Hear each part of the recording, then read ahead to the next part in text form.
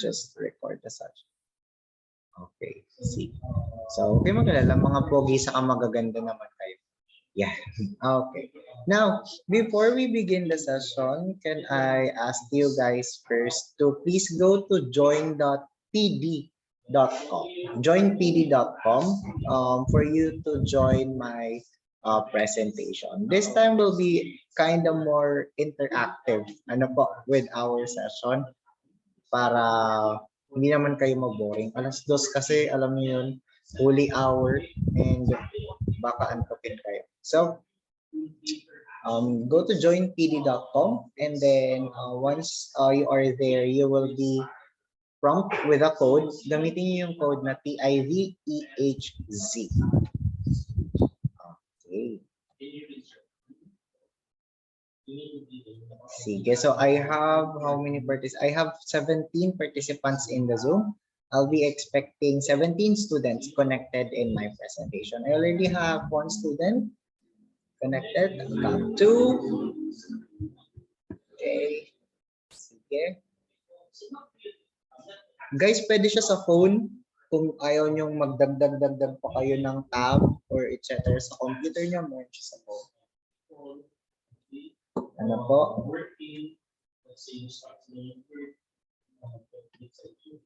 Sige. I got 4 students now. What about the others po? Pag nagkakaroon ng problema, sabihan po ako. Okay, 6 students.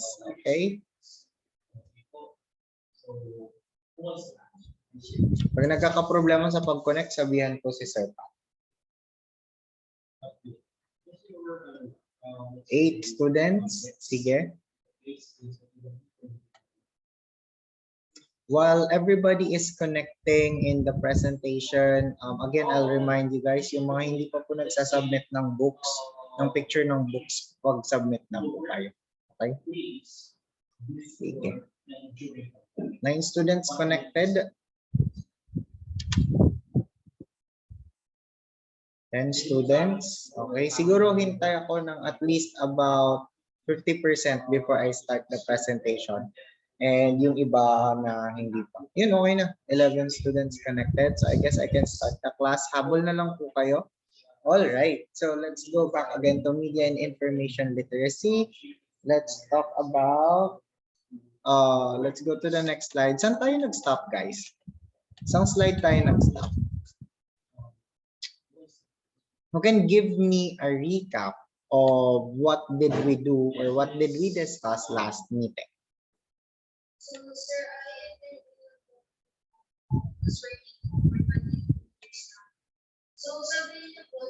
you can give me a recap, guys. Tawag ako sa naka-close yung camera. Can I ask Micaela to give us at least a recap on what did we discuss in media and information literacy last meeting? Sir, nagpa-excuse po ako kasi nag-pictorial po. Oh, pala. Nagpa-excuse. Pasensya ka na. Ano po? Okay. What about you, Nicole or Sine? What did we discuss? Based po dun, sir, sa sinan po sa akin ni Nerissa na PPT.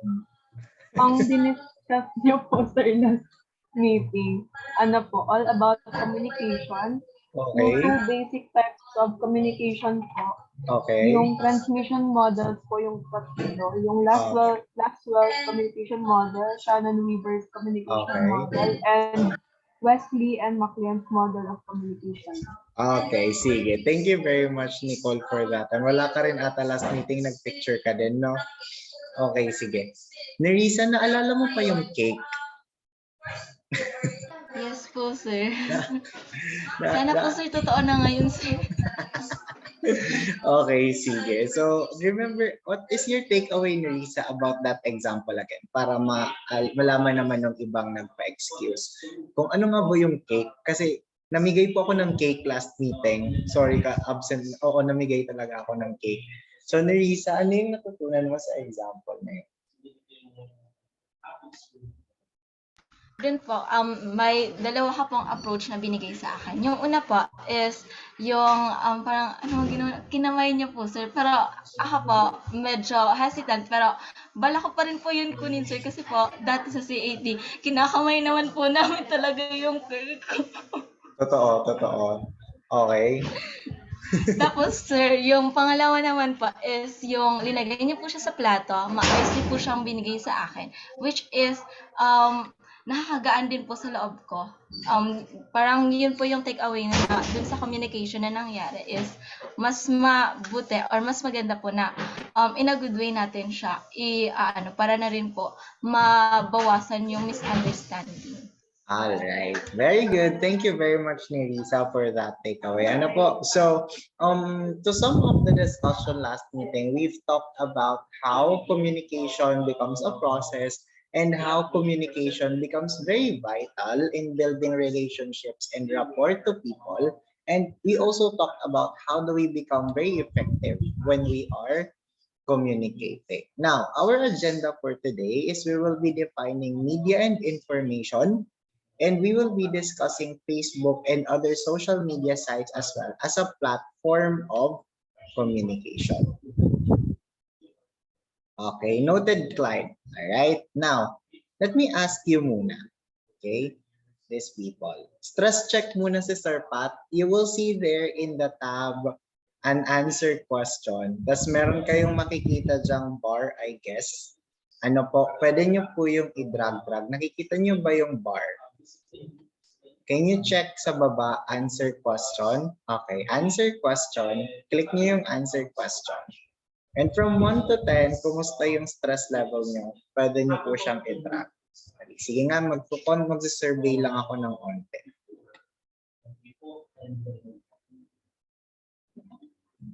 Okay. Wala pa. Let's see. Let's show the responses of people. Ayun.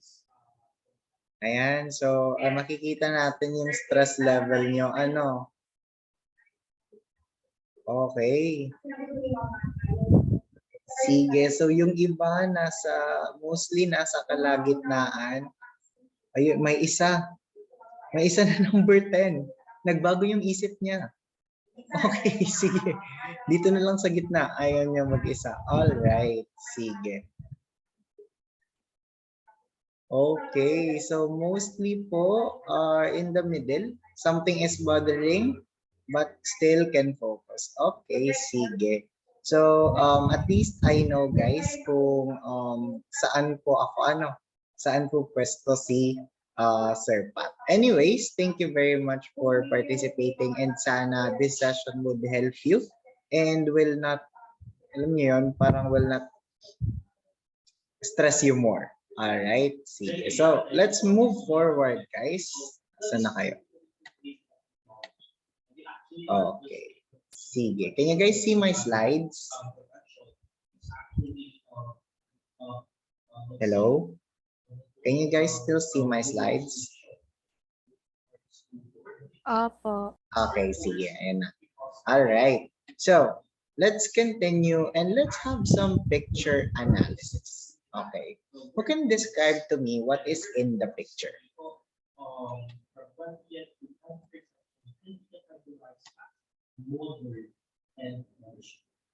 Wala, nag-overthink na naman sila. Ano ba yung nasa picture? Analyze nyo lang naman guys. Hindi ko po kailangan ng i-describe nyo kung paano siya ginawa. Gusto ko lang malaman kung anong nakikita nyo sa picture. Yun lang yan. Anyone who wants to try? Adrian, I think parang may naiisip si Adrian. Adrian, can you give us please your observation? Ano yung nakikita mo sa picture? Parang different types ng communication. Yung behavior po anong ginagawa nila. Different types of communication, different levels of communication, and ano yung ginagawa nila. Adrian, ano yung nasa level 1? Twitter. Alright, I believe dun sa iba, parang nadaanan ko na tong slide na to. Diba? Nadaanan ko na tong slide na to last meeting. But let me just review this slide. Ano po? which is important and para din naman dun sa iba na wala. Okay? We have to understand that we have different types of communication. And as time passes by, okay, nag-iiba yung levels ng communication. But we have to understand that even if iba-iba yung context natin, iba-iba yung sitwasyon natin, we can still consider that talking will always be the top level of building intimacy and building relationship. As I've said last meeting, guys, when we're settling problems, when we're creating decisions that two parties are involved, it is very hard to do it in a cell phone or in a video call. Diba? You have to sit down, you have to meet as well so that you can make sure that you will be arriving in good conversation. I believe last meeting, some of your classmates said, di ba sinabi ko sa inyo, yung example ko na word na ha ha ha ha ha ha ha. Di ba? Have you ever sent ha ha ha ha ha ha ha message pero hindi ka naman nakatawa? Alam niyo yun?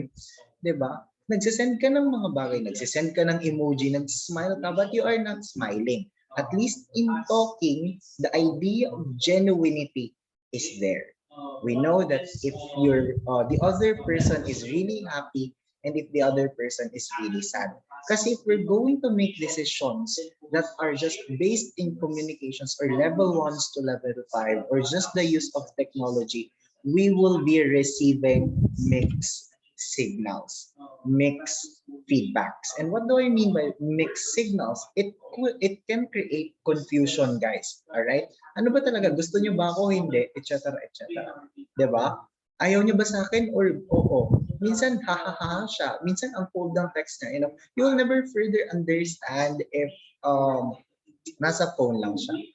Okay? So that's the meaning of this focus. Bilisan ko na lang siya kasi alam ko dinaanan ko na talaga to last meeting. Also, dito tayo, 'di ba? Ito pa, isa pa to. Okay? Sino na nakaulit nakaka-relate dito? Half of my problems are because of the tone of my voice. Everyone thinks that I'm arguing while actually I'm just talking. Sino nakaka-relate? Alam niyo yun, 'di ba? Again, it is related to the cake that I have given as an example last meeting. Minsan po, the levels of communication, the interpretation, how people understand us depends also on how do we present ourselves to them. All right. Again, if I'm not mistaken, last meeting I gave you an example of how students assess their teachers in just 6 seconds. Okay. For those who are not here last meeting, I gave them an example. Alam niyo ba na for just 6 seconds, you can assess a person. You can assess your teacher. By how? By just basically looking at how he or she presents him or herself. Okay. So it is important. It is vital. When we create perceptions of people to us, it is important that we are also looking on how do we present ourselves. Sir Pat, are you saying that being loud is wrong? No, I'm not saying that being loud is wrong because I'm also like that. But what I'm saying in this picture primarily is when you present something to yourself, you can be misinterpreted if you are presenting it inappropriately.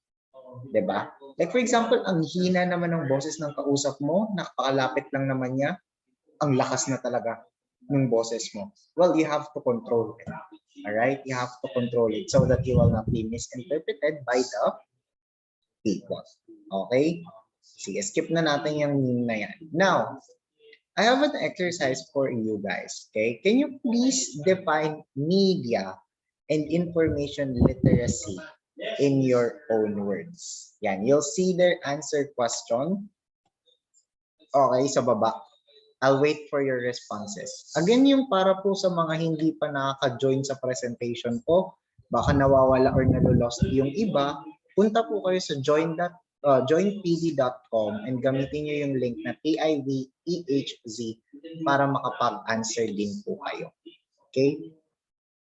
Kasi 18 yung 17 kayo and 14 lang yung nasa. Okay? So define media and information literacy in your own words. Ano ba pag sinabi natin media and information literacy?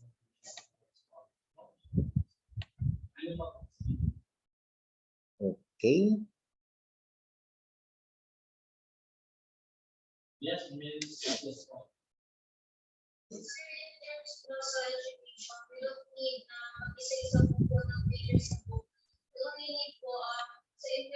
Okay, I'll wait for your responses, guys.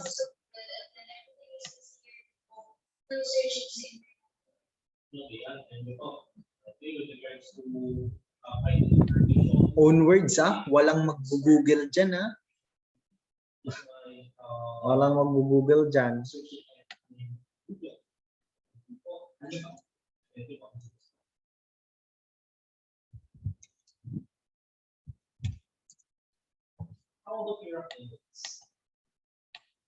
Sige, tingnan natin kung mayroon nang sumagot.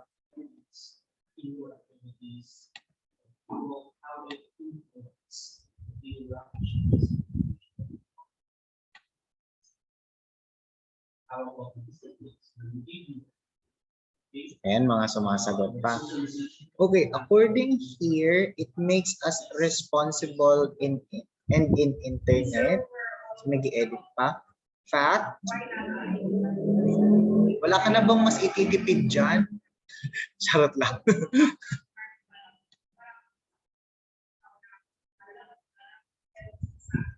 Okay, sige. Bakit nag-delete response? Sige. Sige, pasok. A-answer pa yung mga tao. Sige, go lang.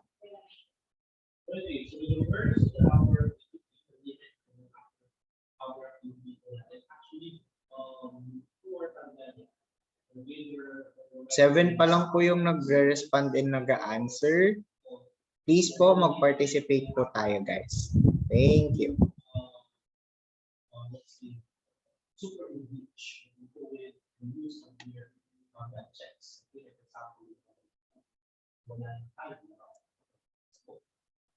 Nine na.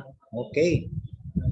Ability to distinguish whether the contents of the media or info is true or false, and the overall understanding of it po. Hehe. Okay. Sige. Make us responsible and aware about internet news or informations, facts and entertainment, variety of media, and how people are capable of using it. All right, very good answers. I can see that everyone has a good idea on what do we say about media and information literacy. Si Sheila nag-answer dito sa chat box. Sabi ni Sheila, knowledge and skills of individual, how they manage or how they engage themselves with the use of media and how properly engage themselves on gaining information. Sige, tawagin ko si Jessica. Jessica, what about you? What is your answer? Sir, sa akin po yung yung ability to distinguish whether the contents of the media or information is true or false, tapos yung overall understanding of it po. Bale, po. Sige.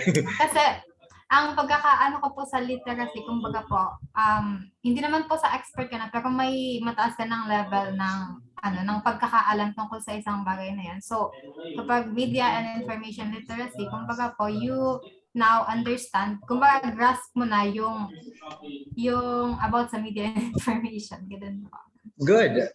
That's a very good point, Jessica. All right. You don't need to become an expert. All right. You don't need to become, very expert of social media na kailangan marunong ka na how you will be managing several social media accounts. But when we say media and information literacy, just like what Jessica is saying, it's just only the ability on how are you going to distinguish true and false, real or not. Okay? And I think as an average reasonable person, everybody can do it through time. Okay, when you continuously educate yourself, it will be very possible for everybody. All right. Sige, thank you very much, guys, for your answers. Thank you, Jessica. Good job. So take a look at this. Okay, how is communication affected by media and information? All right. Yung picture kanina, tanungin ko lang kayo yung picture kanina. Okay, sa picture analysis, talking lang ba ang mode of communication natin? Yes or no? Talking lang ba yung mode of communication natin? Yes or no? No. Diba? Hindi. Obviously no. Very good, CJ. Okay? Basically, we have phones, we have emails, we have letters, we have different kinds of mode or ways of communicating to people. And one mode, ladies and gentlemen, that is very vital and very popular right now is media. Okay? Aside from social media, the mainstream media as well is one of the modes of communication which influences us further. Nakakita na ba kayo ng isang produkto, okay, na hindi nasikat, na naglako at nagbahay-bahay para sabihin na bilhin nyo na yung sabon na to kasi nakakaputi? Saan nila dinadaan? Kay media. Diba? Alam nyo yun? Yung Tide, pag dumaan sa damit mo, mas maputi na. Diba? Totoo? Hindi naman yung totoo eh. Diba? Hindi naman yung totoo. Pero it was exaggerated. Again, media. Okay? Lahat ng advertising companies, lahat ng mga products na gusto ng advertisements, lagi nilang pinupuntahan si media. Bakit? Si media kasi has the capacity to influence people. Second thing, bakit kailangan ng mga produkto kumuha ng mga cute na endorser, kumuha ng mga pogi na endorser, kumuha ng magagandang endorser na sikat sa media? Because they have influence. They can easily build communication. Naalala ko noon, ay, ginagamit pala ni Bea yung Belo. Magbibelo na rin nga ako, baka maging kasing ganda ko si Bea. Diba? No, but it's not what it means. Diba? Pero it creates communication that, hey, a popular person is using it, might as well use it, it might take effect on you. Sinabi ba yun ng company? Diba? Hindi. But it has an indirect message already to people. That's how powerful media is. Okay? That's how powerful their ways of communication. Okay? Sobrang lakas niyang makapag-impluwensya. Kaya ang daming nauutok. Ang daming nai-scam. Okay? Diba? Bilhin nyo na itong produkto na to. Buy one, take 10. Saan ka nakakita ng negosyong ganyan? Buy one, take 10. Diba? Saan nakakita ng ganyan? Wala. Diba? Kasi hindi nila tinitingnan agad. Bumili na. Naniwala lang dun sa buy one, take 10. O yung nakuha nila, wala. Wala sila nakuha. Hindi nga nila nakuha yung 10. Muntik pa nga hindi makuha yung isa. Diba? So, that's why there is scammers. Okay? Talamak yung scammers po in media. That's why we have to be very careful. Okay? Diba when we are talking to people, we have to be skeptical as well. We have to make sure that everything that he or she is saying is true. Okay? Ilan ba sa inyo yung nag-check ng mga pinagsasabi ko dito kung tama? Diba? Oh, hindi wait lang, klaro ko lang. Hindi ko naman ibig sabihin na linuloko ko kayo na lahat ng sinasabi ko dito mali. Pero ibig sabihin is, not because that I am a teacher, you will just easily believe on what I am saying, everything in the discussion. Pero so, rest assured naman na tama lahat ng sinasabi ko in every discussion. But there's nothing wrong about fact-checking everything that you are knowing. There's nothing wrong about being skeptical. Alright? Sige. So, media is a communication tool. Okay? Can be internet, can be radio, can be television, can be newspapers, can be magazines. Bakit? Hindi naman kasi natin afford na araw-araw itong mga taong to na content ng media na to is araw-araw tayong kakausapin. Diba? Their main purpose is they need to reach more audience as much as possible. Alright? Yun yung way of communication nila. Tingnan nyo na lang. Nakakalungkot lang, di ba? Kasi merong mga lugar na ABS-CBN lang yung nakakasagap ng channel. Yun lang yung nasasagap nila. Okay? Kaso nawala sa ere. Wala na silang major communication tool. 'Di ba? I'm not saying that, I'm not talking about how ABS-CBN, as a company, but I'm talking about their purpose as a media as a whole. That it really helps to people na, alam mo yung naka-antena lang, tapos ABS-CBN lang talaga yung nakikita nila, pero nawala pa sila sa ere. How will these people survive? Okay? Yung mga regional channels ng ABS-CBN na nagbibigay ng balita tungkol sa mga updates ng bagyo, wala na yun. Look at what happened. It's evident in the Visayas region kung gaano ka-importante yung communication tool. 'Di ba? So maraming nagsasabi na gano'n na sayang, wala kasi nga hindi namin alam, etc. etc. So it is necessary. Okay? And ang trabaho ni media is to deliver and at the same time gather information. It gives us data, it gives us knowledge derived from study, it gives us experiences or instructions, signals or symbols. Okay? So si media, napaka-importante ng trabaho niya. Kasi si media, kailangan niya munang mag-gather ng information before niya to dalhin sa public. That's what media is expected to do. Okay? They need to create studies as well. They need to create observations as well na dadalhin nila sa public. Pero dapat pawang katotohanan lamang. Quick question. Sa tingin niyo ba lahat ng nakikita niyo sa media totoo? Hindi. Gawa-gawa lang ng Illuminati. Gawa ng Illuminati. Ano ba? Pero totoo yan.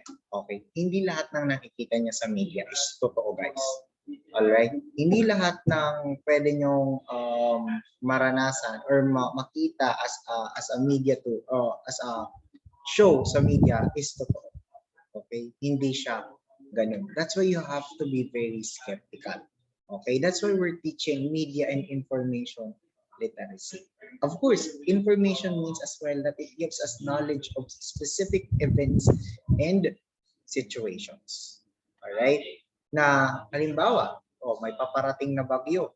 Mag-ingat kayo kasi ganito siya kalakas, etc. etc. Okay? Nalala niyo yung issue nung Yolanda? Yung issue nung Yolanda is handa sila sa bagyo. Pero hindi sila handa sa storm surge. Kasi hindi nga nila alam yung storm surge. Anong meaning ng storm surge? Sabi sa mga news, maghanda sa posibleng storm surge. Ano yung storm surge? Hindi nila alam na pwede na pala siya or yung mga taas pala yun ng alon. Okay?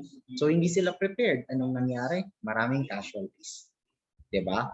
So yung response na ini-expect coming from the people and the level of their preparedness, hindi na-achieve. Kasi hindi naman nag-come across ng maayos yung communication. Okay? So yun po yung meaning ng communication or media and information. Alright? So we only have less than 1 minute in the Zoom meeting, guys. So I'll just refresh the link. Balik po tayo ulit, guys. And that's for our second session. Okay? BRB, guys.